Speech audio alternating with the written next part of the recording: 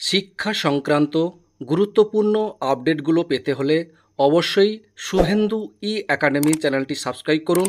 পাশে থাকা bell আইকনটিতে click করে ভিডিওটি বেশি বেশি করে শেয়ার করুন। নমস্কার, আমি শুভেন্দু। আমার ছোট্ট চ্যানেলে আপনাকে স্বাগত। ডিএ নিয়ে অত্যন্ত গুরুত্বপূর্ণ একটি আপডেট। ডিএ, ডান বাম একজোট। দেখুন, রাজনৈতিক মতাদর্শগত ভিন্নতা থাকলেও ধর্মঘট এবং কর্মীদের কর্মবিরতি কর্মসূচিতে ডিএকে কেন্দ্র করে ডান বাম একজোটের বার্তা দেওয়া হলো। কেন্দ্রীয় সরকার শ্রমিক কর্মচারী বিরোধী পদক্ষেপ করেছে। এই অভিযোগে আগামী 9 জুলাই ধর্মঘটের ডাক দিয়েছে সিটু, আইএনটিইউ সহ একাধিক শ্রমিক সংগঠন।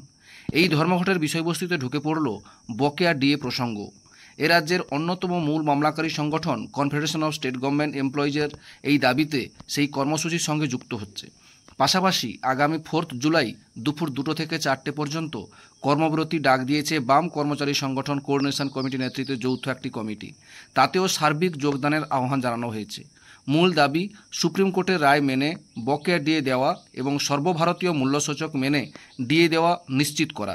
কনফেডারেশনের সভাপতি শ্যামল কুমার মিত্র এবং সাধারণ সম্পাদক মলয় মুখোপাধ্যায় বলেন, কর্মচারীদের ডিএর অধিকার যেভাবে রাজ্য অস্বীকার করতে চাইছে তার প্রতিবাদে হাত গুটিয়ে বসে থাকা যায় না। এই প্রতিবাদ সর্বাত্মক হওয়া প্রয়োজন।